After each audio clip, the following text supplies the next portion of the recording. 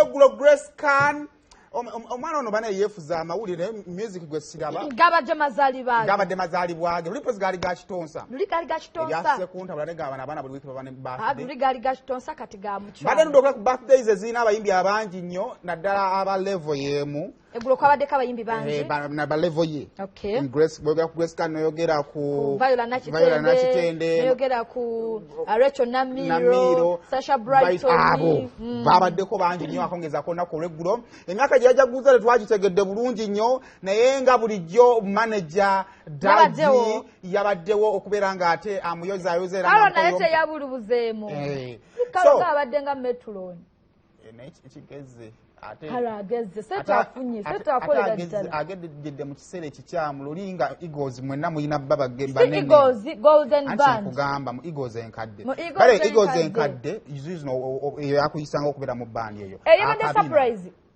sisubira yagitegedde kubanga surprise bannange surprise zintabule baba n'ebiteeteeyi baba banyumye naye sooka otuwa omukolo ogwo tugulabe nga n'obudde bwagwo tebunnagenda.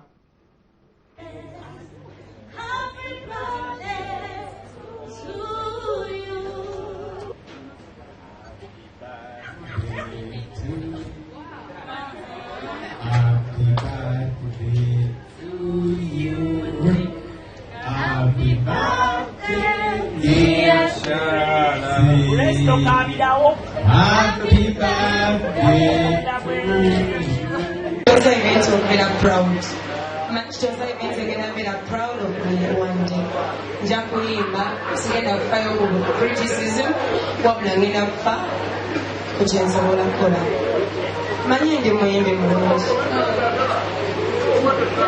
Manager wange Ebya Kitonsa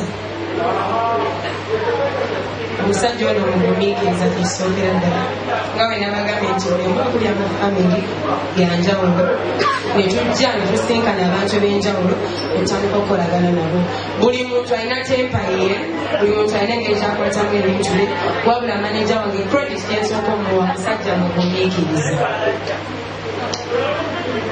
For all the people abali wano balesambweko manager wange obugalo just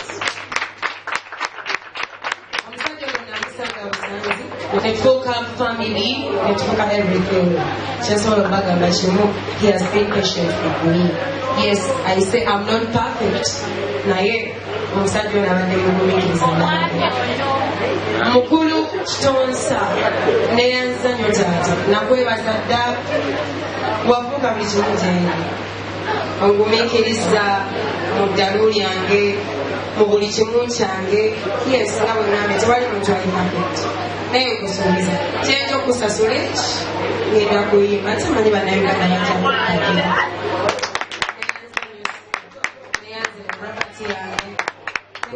Kitonsa yayogeddeko banna leero speech tenyumya bulungi.